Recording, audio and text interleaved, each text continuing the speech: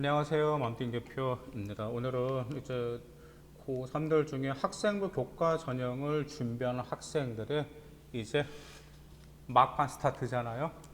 고3 1학기 지금부터 어떻게 매월 효율적으로 시간을 보내면서 철저한 준비를 하고 어떤 점을 점검해야 되는지를 말씀드릴까 합니다.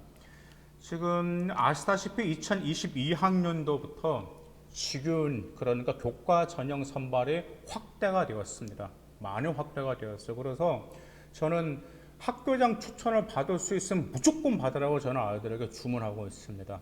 그 이유가 말 그대로 뭐냐면 교과 전형 안정권으로도 일단은 정하면서 학종으로 더 소신과 상향 어디 대학교까지 갈 수 있을지 정할 수가 있기 때문에 저는 최대한 아이들에게 직윤 교과 전형도 반드시 두 학교 정도는 노릴 것을 저는 아이들에게 지금 신신당부하고 있습니다.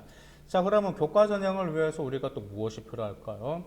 먼저 1월과 6월 달에는 무엇이 필요하냐면 여러분들의 고등학교 2학년 성적까지 있잖아요. 고등학교 2학년 성적까지 해서 그 등급으로 어느 대학교를 지원할 수 있는지 그 점을 먼저 대략 선정해 놓으셔야 됩니다. 왜냐하면 지금 2021학년도까지는 굉장히 많이 틀려요. 교과 반영이. 왜냐하면 예를 들어서 뭐 전 학년 고 1, 2, 3의 전 학년 비율 100%라고 하는 대학교도 있는데 반면에 어떤 대학교는 고등학교 2학년 성적 반영 비율 40%를 차지하는 학교도 있어요. 특히 성신여대 같은 경우 그렇습니다. 그래서 저도 보면 고2 성적이 지금 매우 중요한 시기예요. 그 이유가 고등학교 3학년은 진로 선택 과목이 들어가잖아요. 근데 진로 선택 과목은 성취도 A, B, C로 맞다 하시다 보니까 실질적으로 공통과 일반 선택 과목 그러니까 고등학교 1학년과 고등학교 2학년 때의 그 과목 비율이 굉장히 높아요. 예를 들어서 중앙대라든 경희대 같은 경우는 중앙대가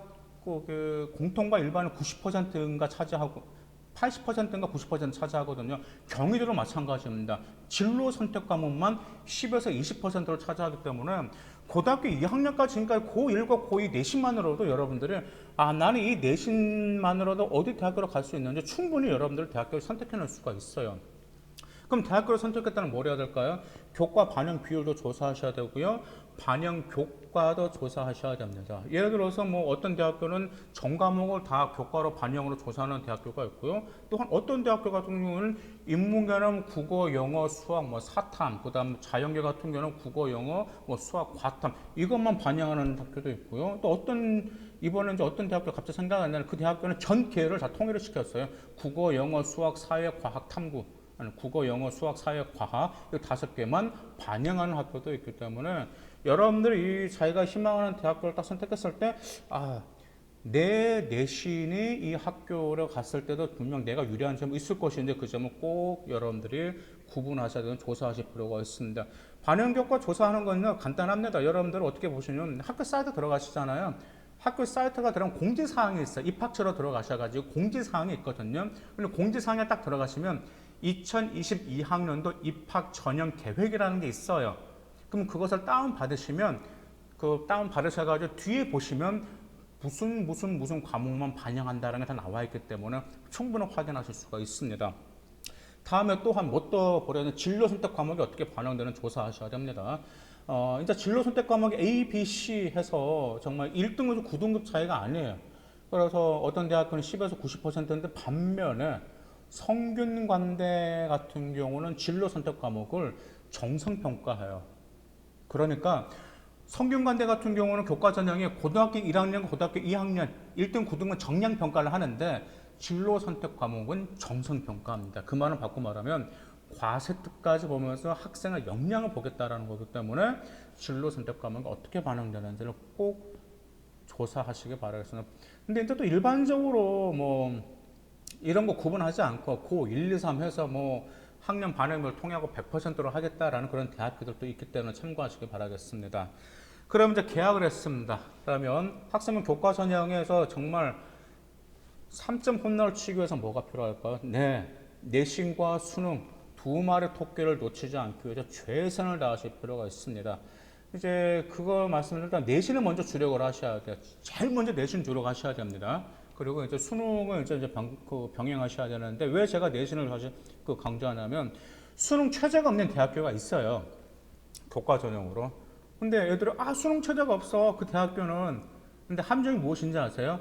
내신 커트라는 상대는 없습니다. 수능 최저가 없는 대학교는 내신 커트라는 상대가 높아요. 근데 반면에 수능 최저가 있는 대학교는 내신 커트라인이 낮습니다. 그래서 내신에 최대한 올인하는 겁니다. 왜요?